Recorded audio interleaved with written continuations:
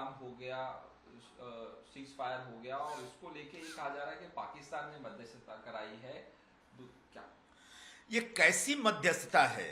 जिसका अर्थ मुझे समझ में नहीं आ रहा है, क्योंकि लड़ाई तो ईरान और इजराइल के बीच चल रही थी और युद्ध विराम हुआ है ईरान और अमेरिका के बीच। ईरान ने अमेरिका की तरफ से युद्ध विराम का जो प्रस्ताव स्वीकार किया है उसको स्वीकार करते हुए उसने कहा कि इजराइल को इस प्रस्ताव में शामिल मत करिए। मतलब उन दोनों देशों के बीच युद्ध अभी जारी रहेगा। रह गई बात अमेरिका की मध्यस्थता या फिर पाकिस्तान के इस इन्वॉल्वमेंट का, तो मुझे लगता है कि होर्मुज की खाड़ी से जो तेल से भरे जहाजों के पैसेज का जो प्रश्न था वह बड़ा मुद्दा था, क्योंकि जहाजों के आवागमन को पूरी तरह से ईरान ने रोक रखा था। ट्रंप साहब ने तो ईरान को गलिया भी दिया खूब कस के,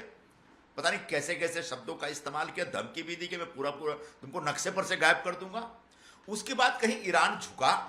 और अब जो पूरी दुनिया में एक पेट्रोलियम सप्लाई, पेट्रोलियम प्रोडक्ट के सप्लाई का एक संकट पैदा हो गया था, वह संकट टलता हुआ दिख रहा है, वो भी 2 हफ्ते के लिए। यानी 2 हफ्ते में अगर अमेरिका और ईरान के बीच कुछ समझौता होता है और अमेरिका अगर स्वीकार करता है कि आइंदा वो इजराइल को सपोर्ट नहीं करेगा और ईरान के मामलों में दखल नहीं देगा, तब तो हॉर्मुज की खाड़ी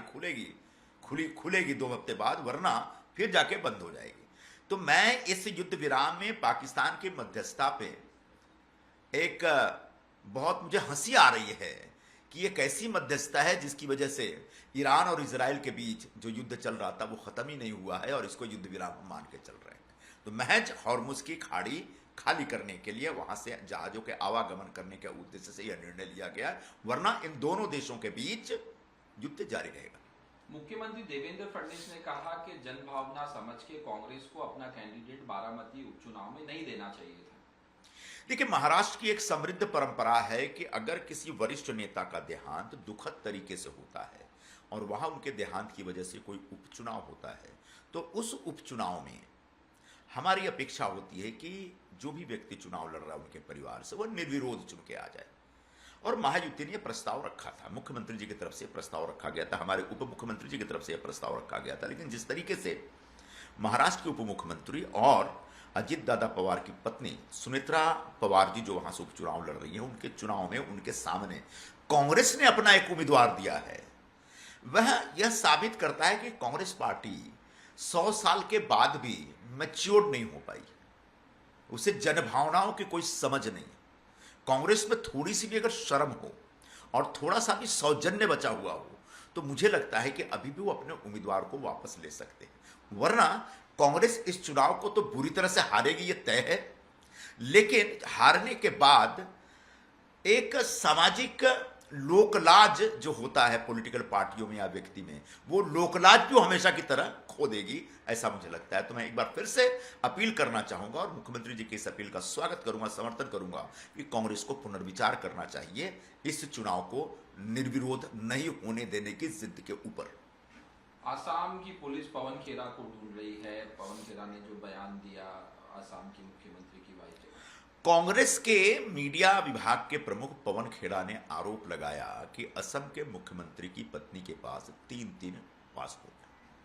अगर उनके पास सारे सबूत हैं, अगर वो फर्जी डॉक्यूमेंट नहीं है, तो आखिर वो फरार क्यों हैं?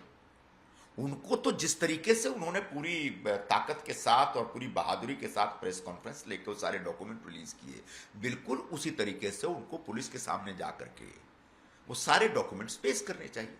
क्योंकि असम के मुख्यमंत्री का दावा यह है कि उनकी पत्नी के 3 पासपोर्ट के संदर्भ में जो कागजात दिए जा रहे हैं वो सब फर्जी हैं, फैब्रिकेटेड है, एआई जनरेटेड।